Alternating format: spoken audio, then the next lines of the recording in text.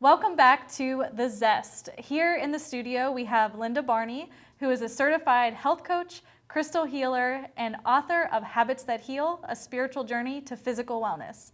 She loves teaching people how to care for their bodies and in the most natural and loving ways possible. Linda is here to show us how to make our own lip balm at home to not only save money, but to also avoid the long list of chemicals bought in many store brands. So welcome, Linda. Thank you so much. Yay, I'm so excited. Okay, so why natural lip balm? Well, I read a statistic that said about 30% of whatever we put on our lips, whether it's lip balm or chapstick or lipstick, ends up in our stomach. So we eat it. We're eating it. And when I started thinking about what is in that, I started to really worry because I'm always really careful about my diet and what I'm, putting on my plate. Yeah. But I hadn't really considered, what was going on my lips and therefore into my stomach. So. Yeah. Awesome. So you're going to teach us how to make our own natural lip balm today. All right, so easy. So easy. So let's start with the ingredients. So what do we use? There's only 3 main ingredients. So we have some beeswax. Okay. And these are beeswax pellets you can get from Amazon.com or probably any health food store would have them. I have 2 tablespoons of beeswax. That's going to hold everything together. Perfect. Then we have 4 to 6 tablespoons of the I was already picking organic shea butter, and it's wonderful if you just want to use that as a lotion, on your feet and hands. It's great. So that's going to add a lot of the moisturizing properties.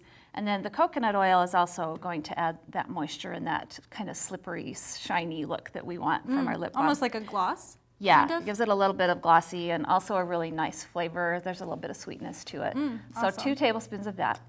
We're going to put it all in a little pan and just heat it really slowly, like over a low to medium heat. So it doesn't And it only boil? takes a few minutes. No, we don't No want to boil boil, it. no bubbling. Just to get it all melted and all the little pellets will melt in. And then we're going to add some essential oils. Okay. So we can do like a citrusy flavor with, I have a Citrus Bliss scent Blend. from essential oil, and this one's a peppermint, which is my favorite. Yeah, probably it's very, tingly. The peppermint's not. No? Actually, you'd think it would be, I know, but it smells tingly. it's really soothing, and it's almost like a refreshing, like almost chewing a piece of gum kind of thing. Nice. So you can either, and you can do and any your breath flavor you will want. smell. If you eat it, your breath It's kind might of smell like, yeah, a little good it's too. better than gum, yeah. I love it. Okay, so what next? What do we do after So it's melted? after you have it melted, drop in about 10 drops of your essential oil. Okay, and you can mix them, you said? You could like, not these You could totally flavors? I did a chai spice flavor. Ooh. So it was kind of ginger and cloves and cinnamon. So I just did 5 drops of each of those, and it gives you a little spicy. Awesome. So you can get creative. Yeah, whatever you like. So you could do lavender, would be a really soothing one. Yeah. And then so add your oils, and then I like to take like a little measuring cup with a spout, and then you can just either pour it into the little, if you have, if you like a one you can dip your finger into, then just pour it in those, or you can also get just like little empty chapstick type tubes on the internet. Usually Amazon has them.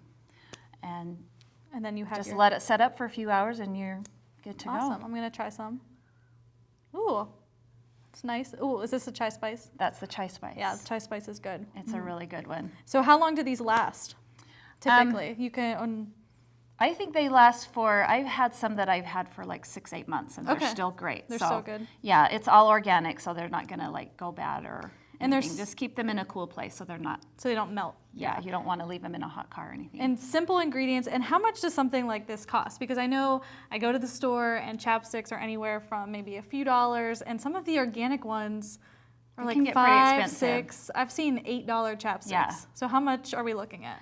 I figured it out, and it's about 25 cents or less for a tube. Wow, and that's so a lot you're of saving money. You can give them as gifts, and people think they're really awesome. When you give them something that you made with love. You could put a little label on them. If you're crafty, you could totally make them look really cute. And the thing that I love too is you can probably use a lot of the other ingredients for other things. Like I know coconut oil you can use for cooking or sauteing things, and shea butter you said you can just use that straight on. I use it on my feet when my feet are like feeling dry and cracked. And you could probably the beeswax, you could probably try making some soap or some candles, things like maybe? that. You make beeswax. I have no idea, but I've done soap. That's the only other thing I've done with beeswax, but that will last you a really long time. So. Awesome.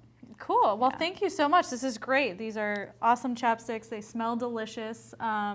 And I love that you can put them in little tubes, containers, and Yes, and there's links to how to buy everything on my website. Perfect. And the recipe is on there as well. Awesome. Great. Well, thank you so much, Linda, for coming today. Absolutely. You're welcome. Appreciate it. Check out more of Linda's recipes, health tips, and inspiration on Instagram at LindaBHC, and it rhymes. Next up on the Zest, we'll learn how to redefine Mondays and make them more enjoyable, so stay tuned.